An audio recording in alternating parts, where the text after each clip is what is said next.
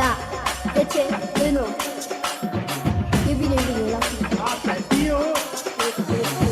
Am să cânt și o piesă, cea mai nouă melodie pentru toată lumea prezentă, pentru toți frații noștri și pentru cei care nu mă cunosc, sunt eu nu Cercel, băiatul nu Petrică Cercel.